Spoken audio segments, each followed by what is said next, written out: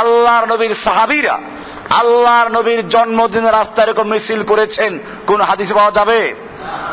আল্লাহর নবীর সাহাবীরা অথবা আল্লাহর নবী নিজে আল্লাহর নবীর জন্মদিনে ঈদ পালন করেছেন, কোন হাদিস পাওয়া যাবে? এখন তৈরি হয়েছে ঈদে মিলাদুন নবী।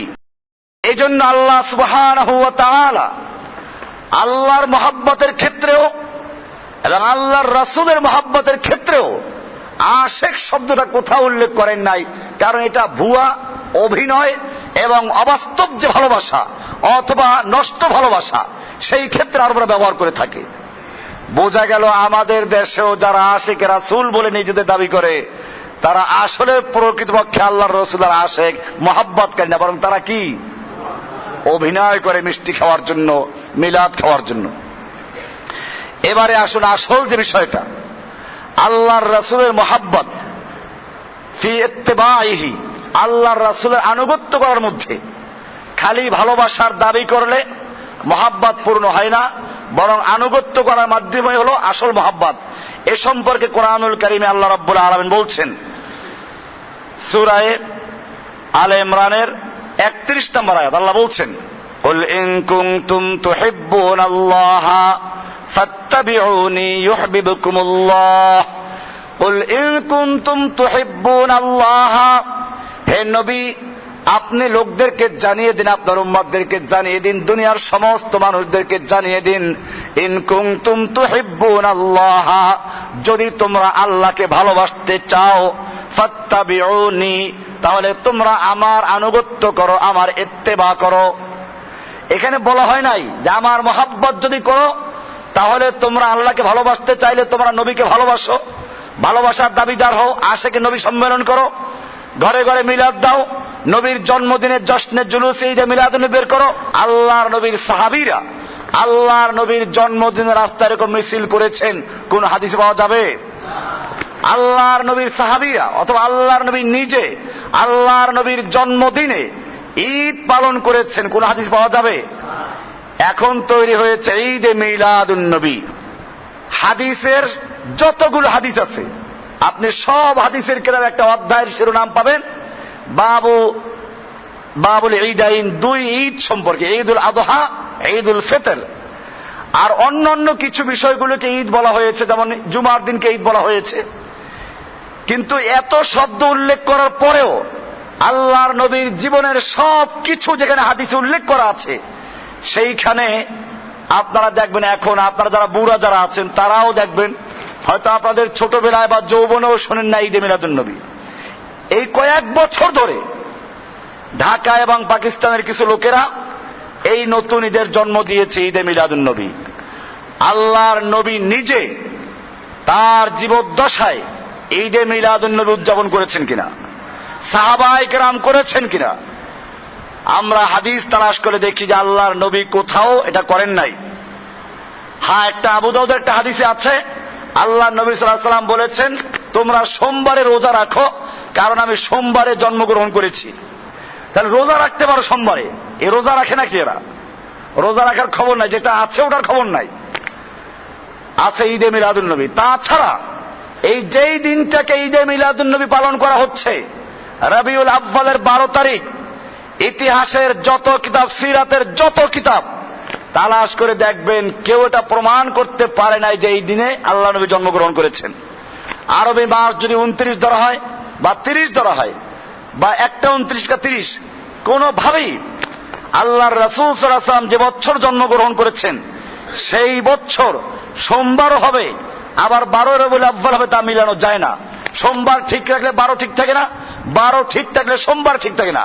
এই জন্য মুহাদ্দিসিনে কেরামদের এবং ঐতিহাসিকদের বেশিরভাগদের রায় হলো আল্লাহর নবীর জন্মগ্রহণ করেছেন 9 রবিউল আউয়াল, আর ওয়াফাত মৃত্যু হয়েছে 12 রবিউল আউয়াল। বোঝা গেল 12 রবিউল আউয়াল জন্ম আল্লাহ রাসূল গ্রহণ করেছেন কিনা এটা নিয়ে দ্বিমত আছে, কিন্তু আল্লাহর নবী যে 12 রবিউল আউয়াল ইন্তেকাল করেছেন, মৃত্যুবরণ করেছেন, এতে কোনো দ্বিমত নাই।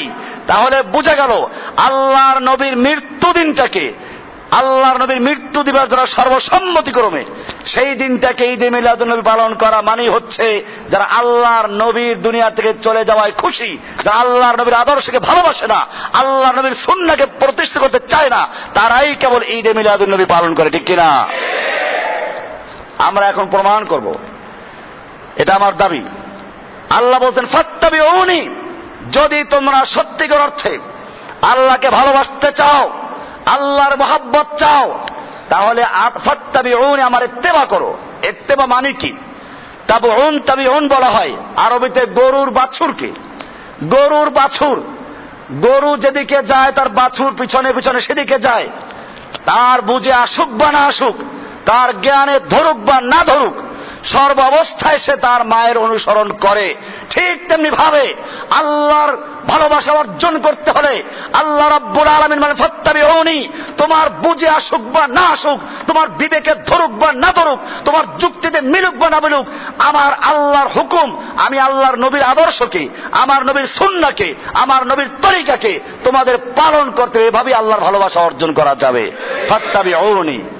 এখন আসুন, যারা ঈদে মিলাদুন নবী উদযাপন করলো তারা কি আল্লাহর নবীর অনুসরণ করে? আসুন কেমনে করে দেখাচ্ছি। আল্লাহ রাব্বুল আলামিন পরিষ্কার করে দিয়েছেন, আল্লাহর রাসূল সাল্লাল্লাহু আলাইহি ওয়াসাল্লাম নিজে বলেছেন, লা ইউমিনু আহাদুকুম হাত্তা ইয়াকুনা হাওয়াহু তাবআন লিমা জিতু বিহি। তোমরা কোন ব্যক্তি ততক্ষণ পর্যন্ত মুমিন হতে পারবে না যতক্ষণ পর্যন্ত তোমাদের হাওয়া, তোমাদের আত্মা, তোমাদের নফস, তোমাদের প্রবৃত্তি আমি যা নিয়ে এসেছি তার পূর্ণ আনুগত্য না করবে। জোরে বলেন সুবহান। বোঝা গেল আল্লাহ রসুলের মহাব্বত হবে কি আল্লাহ রসুলের অনুসরণ করার মাধ্যমে, না শুধু দাবি করার মাধ্যমে? আল্লাহ রসুল সাল্লাল্লাহু আলাইহি ওয়াসাল্লাম পরিষ্কার বললেন, আল্লাহ তাআলা বললেন, আল্লাহ তাআলা বললেন সূরা আলে ইমরানের 31 নম্বর আয়াতে, কুল ইন কুনতুম তুহিব্বুনাল্লাহ, হে নবী আপনি আপনার ওই উম্মতদেরকে ভালো বলে দিন, স্পষ্ট বলে দিন, যারা আপনার জন্মদিন ঈদে মিলাদুন নবী উদযাপন করে, যারা বাইতুল মুকাররম মসজিদকে সুসজ্জিত করে, যারা সারা দেশে ছুটি দেয়, আপনি তাদেরকে জানিয়ে দিন, কুল ইন কুনতুম তুহিব্বুনাল্লাহ, যদি তোমরা আল্লাহর ভালোবাসা চাও, আল্লাহকে সত্যি ভালোবাসো, ফাত্তাবিউনি, তাহলে আমার ইত্তেবা করো, আমার অনুসরণ করো, আমি যা নিয়ে এসেছি তার আনুগত্য করো। আল্লাহর রাসূল সাল্লাল্লাহু আলাইহি ওয়াসাল্লাম এই আয়াতে ব্যাখ্যা দিয়েছেন, লা ইউমিনু আহাদুকুম হাত্তা ইয়াকুনা হাওয়াহু তাবআন লিমা জিতু বিহি, আমি যা নিয়ে আগমন করেছি এর পূর্ণ আনুগত্য যতক্ষণ পর্যন্ত কেউ না করবে ততক্ষণ পর্যন্ত মুমিন হতে পারে না। পীর আছে বাংলাদেশে এরকম লক্ষ লক্ষ মুরিদ, কি নাই? দাড়ি নাই, আশিকে রাসূল। আমার ভাইয়েরা, সেই জন্য আমি কোরআনের স্পষ্ট আয়াত পেশ করেছি।